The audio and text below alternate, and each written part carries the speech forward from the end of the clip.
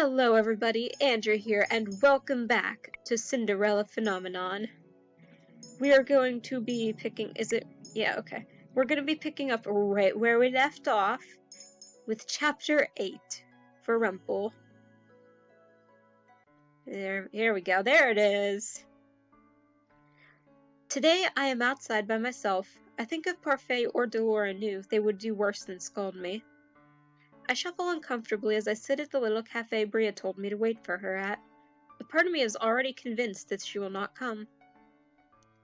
When I wrote her that letter asking for Rumple's journals and she responded so easily, I was a little suspicious, but this is really the only chance I have.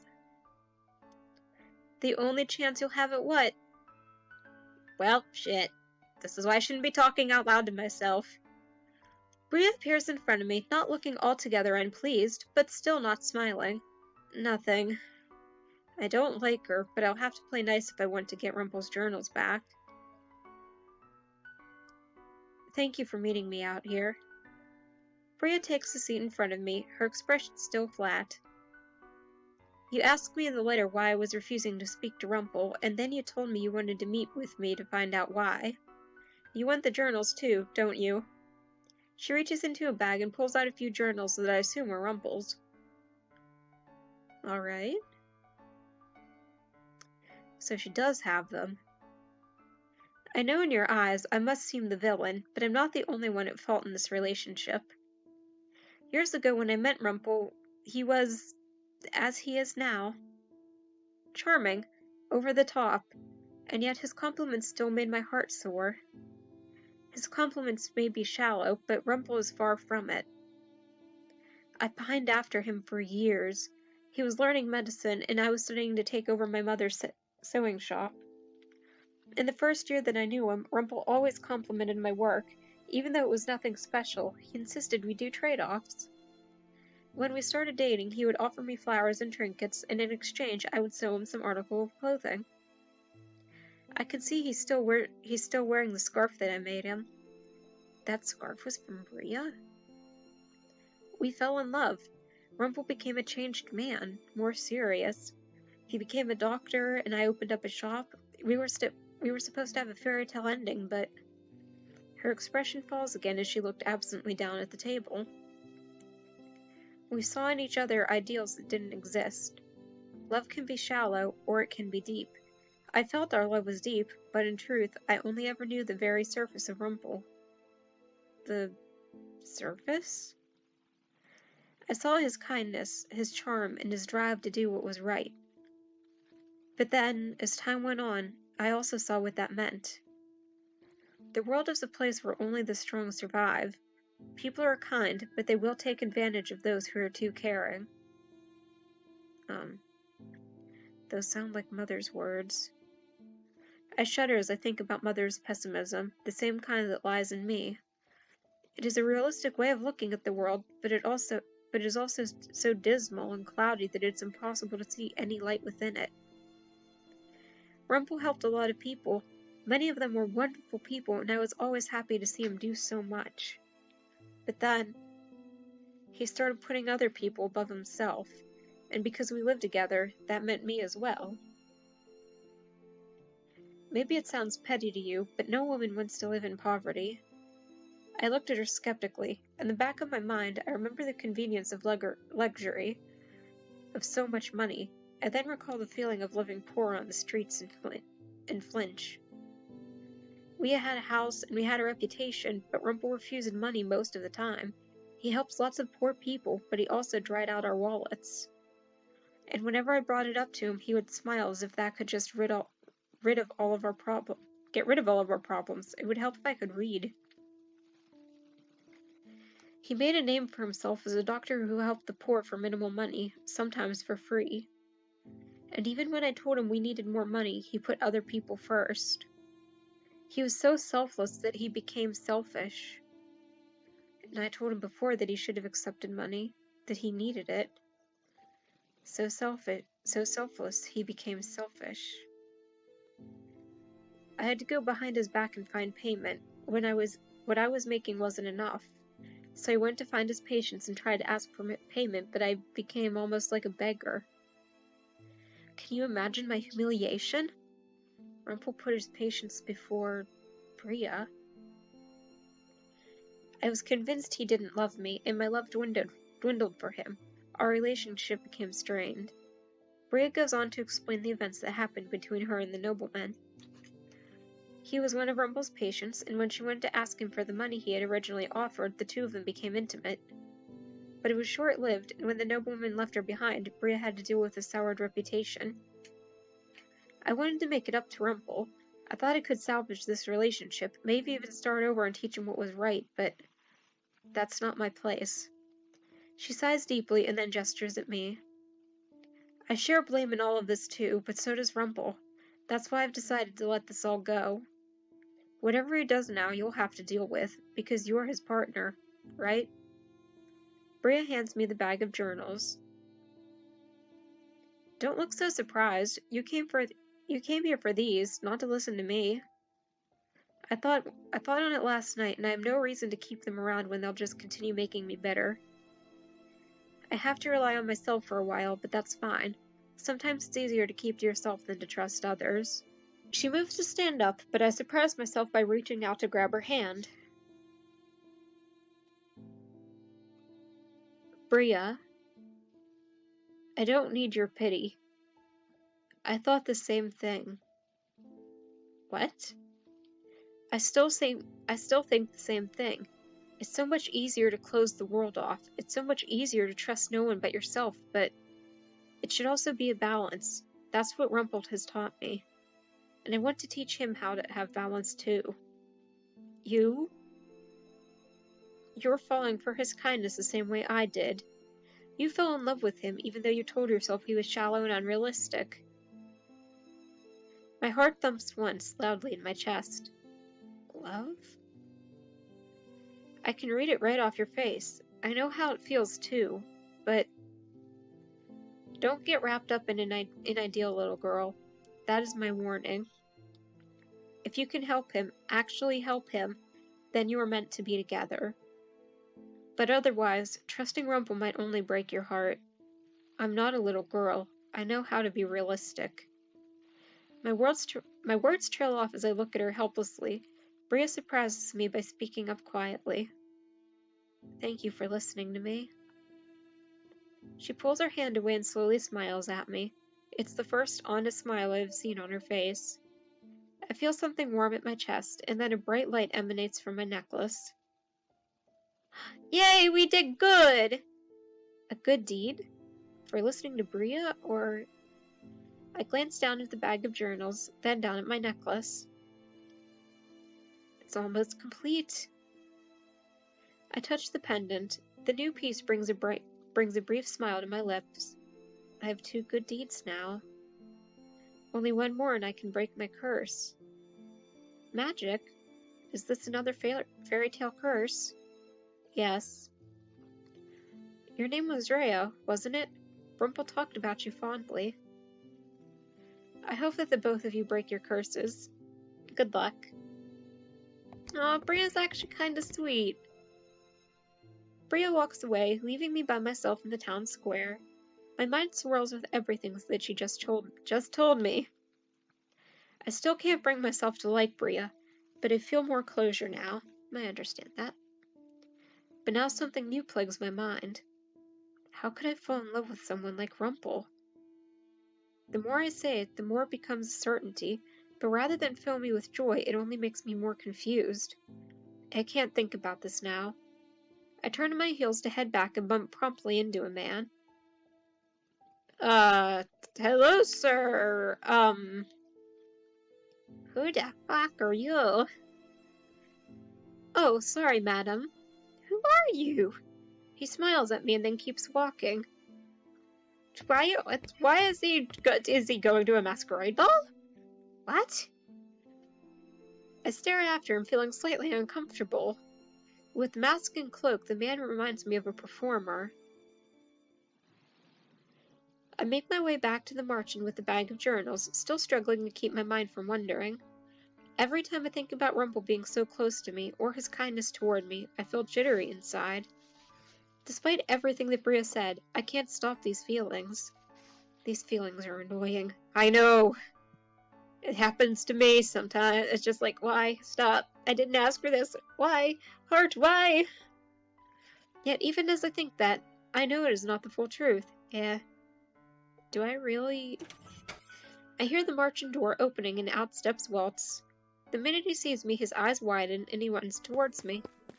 Princess! Where were you? I was running an errand. I hold up the bag, but it does little to ease Waltz's frustration. We were all looking for you and we got worried that the witches had found you. Rumple already went out into town. What? I'll go. Please, Princess, stay inside.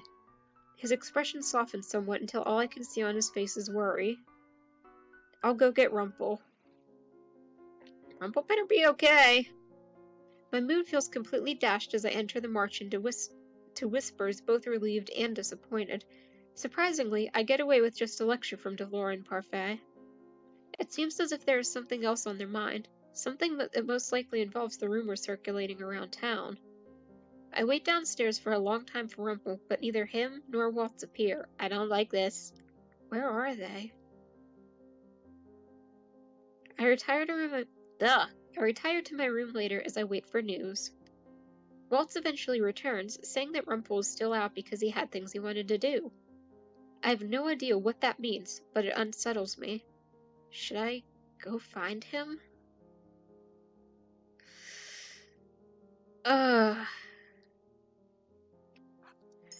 This is the safer option, but I'm worried about Rumple. Knowing everyone, if I tried to leave the Marchant, they would get riled up again. I've already had Delora come in so many times to make sure I'm still here. I sit up on my bed and stare at the bag of journals beside my bedside table. And here I was looking forward to giving those journals to him. Knock, knock, knock. I'm still here, Delora. Rumple stands in the doorway. I stare at the bouquet he has in his hand, wondering where he got it and what it might be for. Ah, there she is, the wonderful Princess Rhea. I was worried you'd come and gone with the wind again, free spirit that you are. I stand as he steps into the room. I'm glad to see you back, Princess. I'm only sorry that I couldn't make it back here any faster. I had a few errands of my own to run in town. Rumple holds out the bouquet with a glittering smile. Like buying these flowers for the girl that I really like, for instance.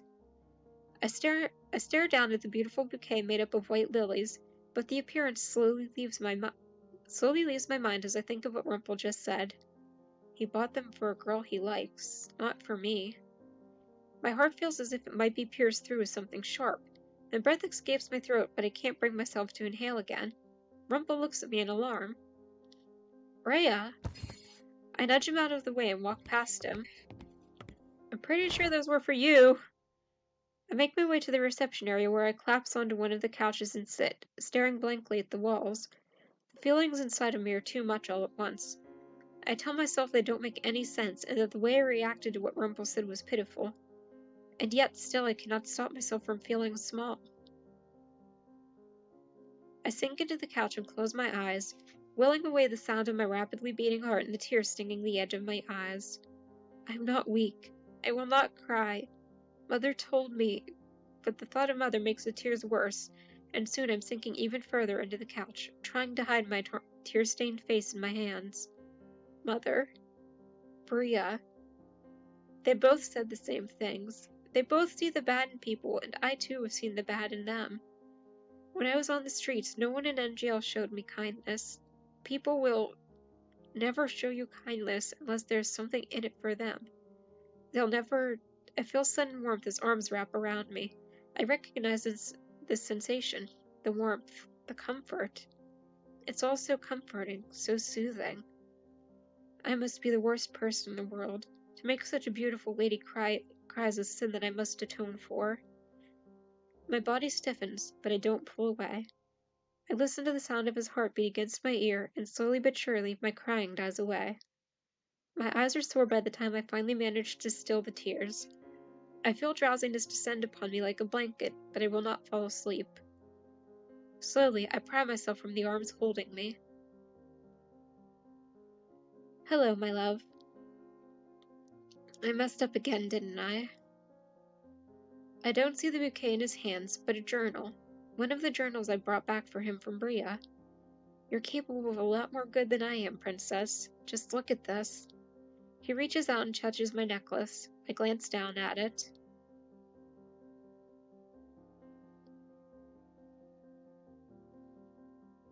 You got my journals back for me.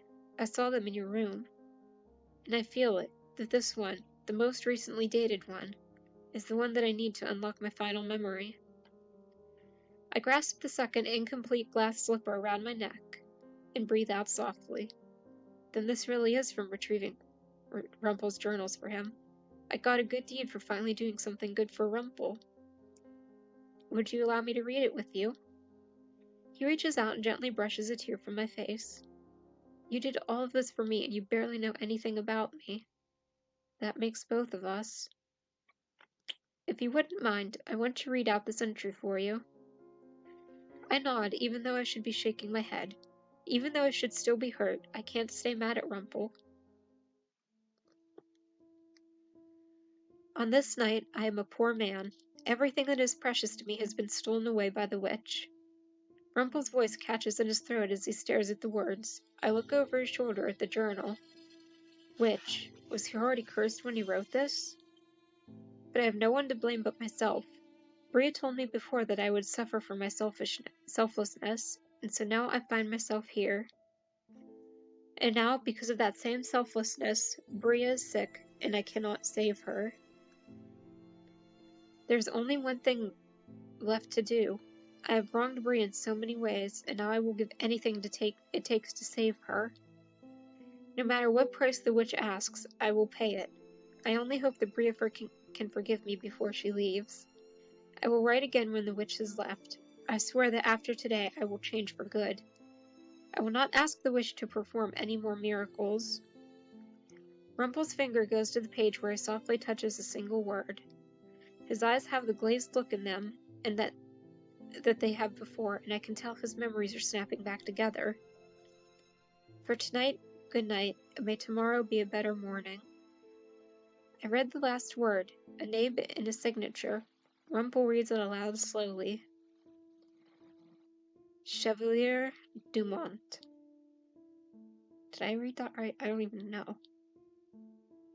Your name is Chevalier? He looks up at me, his eyes forlorn, and then with sadness he speaks. That's right. It's so strange. It's just a different name, and yet it seems to change him completely. I remember everything now. I was given the Rumpelstiltskin curse because I sacrificed too much. First, it was the boy, the one we saw in the market. I struck a deal with a woman to save him. A witch. He mentioned striking a deal with a woman, but a witch? I don't have the ability to heal. None of us do, except for one particular witch who calls herself the Witch Doctor. Witch Doctor? Is something wrong? That name just sounds familiar. I totally forgot about that scene. The Witch Doctor? It's no wonder I recognized the name, but yes, it was her. She promised she could heal the boy, but for a price. I had to give her a family heirloom, my family's stethoscope. Next was a nobleman. I couldn't help him, and so he lay in his bed dying. The witch visited again, and I gave her what she asked for. What did you give her? My engagement ring. Bria found out. She told me she'd never forgive me, and then she chased the nobleman to ask for the money we desperately needed, and... well, you know the rest. He gave away things that were precious to him, all to help those people. Then Bria got sick. I made one last deal with the witch because I was desperate to save her life. But it wasn't until she healed Bria that she told me what she wanted. She wanted your memories. I don't remember what happened exactly. I think I panicked because I suddenly lost my memories. I ran out into the alleys, bumped my head on something, fell unconscious. And then I woke up here in the tavern and I had no idea who I was or how I'd gotten cursed. Rumple, Chevalier's expression, grows more somber. I deserved to be cursed after everything I had done. I was so selfish. An idolist, maybe, but I hurt Bria because I refused to see reality. I still deserve to be cursed, actually. But why? Because I'm still selfish. Even having remembered everything that made me a bad person, I still desire something. Someone I shouldn't have. My heart plummets again, and he looks at me. I still want so badly to forge a future with someone I don't deserve, because what am I other than a poor doctor? I'm no knight in shining armor, and I'm no prince. He puts a hand on my cheek and leans closer to me. The distance between us closes in mere seconds. But still, I keep on dreaming because His fingers gently caress my cheek, and suddenly, I know. I know what he's going to say before he even says it. I would probably just be saying, like, wait, you love me? That's, I guess. I do. I love you. But Chevalier smiles at me as he puts his other hand on my back and pulls me closer. The smile is so genuine and so gentle. The same smile I've grown to love. Aww. They kiss! Yay! Whatever words I had been meaning to say die in my throat as he leans forward and gently places his lips on mine. I feel more grounded than I've ever felt before, but I also feel like I'm flying. I set my hands on his chest and flex my fingers into his shirt. He runs his fingers gently down my face and down length of my neck. The kiss feels so short, yet I'm still breathless when Chevalier pulls away from me just enough so that I can see his eyes. Yay! I love you, my sweet princess. For your smile, for your laugh, for the way that you look out for other people. You're bold and feisty, and you remind me of a firework. You're beautiful, inside and out. The compliment warms my heart in a way that makes me feel like it might be melting. He reaches behind him and holds out the bouquet from earlier. These are for you. You like lilies, don't you? I take the bouquet from him and bring it to my nose. These have always been my favorite flower. How did you know? Chevalier grins at me, and it's so similar to his previous smiles that I know he must not have changed. The first time I gave you that white chocolate flower, your eyes lit up. I figured out that Chevalier was perceptive before, but the bouquet in my hands feels all the more meaningful now. Princess, I swear that I want to try and change. For you. You should do it for yourself, too. Myself? You should spoil yourself more, too. You always give to others, but don't take for yourself. Now you know what you did, and you can change things. If Bria can, then so can I. Bria? I went and spoke to her when I was in town today, while I was getting the bouquet as a gift for you. We had a talk about moving on. I didn't understand it fully, and I don't think she did either, but we both agreed that we should. So I'm going to change what I can, Princess. And I promise that I'm going to help you break your curse, just as you helped me break mine. All the good things I've done for you. That's true. But you've done a lot of other good things too, even if they not be big enough to count for your 3 good deeds. It just so happens that your cure is very picky. Good things. Even though I'm still certain to say more hurtful things than not. I finger the necklace at my neck in thought. Maybe Chevalier is right. Maybe I have changed, and it's a good change. I sit close to Chevalier as the night goes on. He tells me a little bit about his past, and I tell him about mine. About Mother and the palace. The night is not one for advice, just listening. And I remember what Chevalier told me once, that listening can be just as meaningful as advice, that listening to others can help you understand them. And he was right. Uh-huh.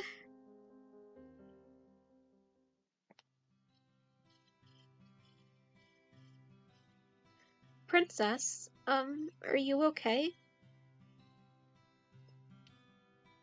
Oh, oh, if it isn't the princess! Are those dark circles under your eyes from a romantic night out, hmm? God damn it, Karma. You were out with someone last night?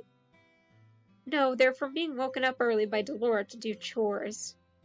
Delora grins at me from the other side of the bar, but says nothing as she goes back to a conversation with another boarder. Darling, you're no fun at all. You must tell me what happened last night. Last night? Did you like the bouquet? How do you know about the bouquet? Why, because it was my suggestion. When Chevalier was asking Karma for advice, it was about me? Look at the way she smiled, nice. Last night must have gone well. I'm confused. What happened last night? And Nice, you're so precious. I'm going to get Rumple to give me all of the juicy details when he comes downstairs. That is Chevalier to you. Chevalier appears behind Karma, smiling. He seems a lot calmer today than usual. He glances over Karma at me, and we catch each other in a silent gaze. Seeing his eyes remind me of last night, which makes me inadvertently flush, Chevalier just winks at me. Of course. Chevalier, what is that? Something you say when a person sneezes? No, that's his name. Rumple, that is, Chevalier, broke his curse yesterday. There's stunned silence from everyone in the immediate area. Even Delora walks over to us. What's this about a broken curse? Was it you, Rumple? He's going by something that sounds like a fancy cake, Karma. Parfait seems to be bursting with excitement. Though she is her usual calm self on the outside, I can tell that by the bounce in her step and by the way she raises her voice to make an announcement that she is proud. When everyone has learned that Chevalier has broken his curse, people come to the table offering drinks and congratulations. Chevalier gets lost in a crowd, mostly of women, but much to my surprise, Chevalier does not flirt back with any of them. And then, in between our celebrations for Chevalier, the front door to the Marchant opens and Waltz rushes inside. Where are Delora and Lady Parfait? I need to speak to them, immediately. Waltz, you're just in time. We're all... Something's happened at the palace. The room goes quiet at Waltz's proclamation. A few shift uneasily in their chairs. Some try to go back to conversation. Most people don't care what happens in the palace, but they can tell by the tone of Waltz's voice that it's bad. What's happened at the palace? An uprising. Oh shit. What? A coup staged by witches. Witches have taken over the palace. The information is so sudden it makes me dizzy. I reach out to grab the table and my hand lands on the wood before I can slip. Witches have taken over the palace? An army of them? No, only a few. Jurian strides across the room, followed quickly by Garland. What's this about witches taking over? We have some of the best knights at the palace. There's no way witches could break in under the palace's guard. Unless they had someone inside helping them. Oh shit. Alcester? No. Myth. Who are we talking about? You know him as Mithros. He uses a different name now. Sir Mithros, the king's advisor. He's a witch? There's no way Mithros is a witch. We would have known. Glamour. He used a glamour. Everything Will says suddenly gets swallowed up in questions. Jurian and Garland ask question after question while others start surrounding Waltz asking what's happened to the king and his children. I try to step closer to listen, but I can't hear over the frantic voices in the room. Sir Mithros. I never trusted him, but I never thought he would be a witch. The room only quiets down when Delora and Parfait come to punctuate the conversation with their own demands for everyone to give Waltz space. Oh, jeez, that's not good. The Marchant boarders are all taken into the reception room where Waltz stands at attention, waiting to answer questions. He explains that he was looking into a rumor about Sir Mithros from only a few days ago when he found out about the witches' uprising. It was a surprise attack orchestrated by Mithros, who let the witches in through a secret entrance to the palace. Alcester was killed during the uprising. Many knights were injured and are currently being tended to in clinics and hospitals around the town. After his explanation, I feel even worse than I did in the main room. I stare at Waltz at a loss. What of Fritz? Fritz? Sir Alcester's son, Fitzgerald. He was my personal knight. If Sir Alcester was killed during the uprising, where did that put Fritz? Was he working with Sir Alcester or with Sir Mithros? Did he escape? I'm sorry, Princess. I haven't heard anything about a knight named Fitzgerald. Was he killed? The thought makes my heart plummet. No, Fritz cannot possibly be dead. I have to believe that he's still alive. I feel Chevalier's hand on my shoulder briefly before it slides off. Are any of the king's knights remaining in the palace? If they are, then they've either been forced to turn against the king or they've been killed. Is Mithras sitting on the throne? No, he usurped the king but hasn't taken his throne. Waltz turns to me and his expression softens. Princess, feel free to ask me whatever you want. I'm sorry I didn't answer all your questions earlier. I have so many questions, but I suppose I'll ask them one at a time.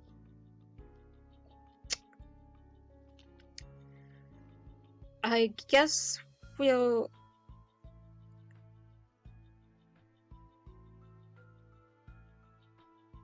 can go down these one by one. I'm hoping. What's happened? Okay. I'm not sure. From what I've heard, the king and his family, your family, are still alive. That's good at least. I never cared for any of my step-family, but hearing that they're okay is still a relief. Mithras may be keeping them prisoner for now. What is the glamour that Sir Mithras used? Dolores steps in to answer the question. A glamour is a high-level magic used to conceal one's identity. It keeps even other witches from sensing you. Parfait cast the same magic on you shortly after you came to the tavern. It was to protect you from the evil witches. Well, shit. A glamour can only be conjured by the powerful witches. It sounds as if this witch has been using glamour to hide himself from others. Do you know Mithros? It was a long time ago. We both shared the same teacher. Teacher? Wait. Waltz, are you a witch? Yeah. He smiles at me, but it's weak and does not reach his eyes. Myth was always very competitive. I thought that he died at the end of the Great War, but he's been in the palace this whole time. His disguise is so simple. I should have realized his name was so similar, but... You couldn't have helped it. That's what the glamour does to you. Maybe if I wasn't cursed, if I had more of my magic, I would have been able to sense him. Who has claimed the crown? As of right now, no one. The king's been kicked off of the throne, and Mithras has made a public announcement about usurping the throne, but he does not call himself king. Is he trying to win the throne over for someone? Myth has no one left. He was obsessed with our teacher, but she's gone. Maybe he has different alliances now? Parfait's eyes look distant as she stares dismally down at the ground. If my curse were broken, I would charge in right now and destroy him. Waltz's expression becomes so dark it sends a shiver through me. It isn't like Waltz to look so angry. We need to come up with a plan. Even if you weren't cursed, you would still not be able to defeat Mithras when he has other witches with him. Witches are trickier to handle. Can't just be plunged through with a sword, eh? I agree with Karma. If all of us go in with swords and shields, we should be able to take the palace back. This is what we've been practicing for. Practicing? Even witches will die if you stick a sword through their heart, won't they? But getting to a witch who knows you're there is difficult. I must do something.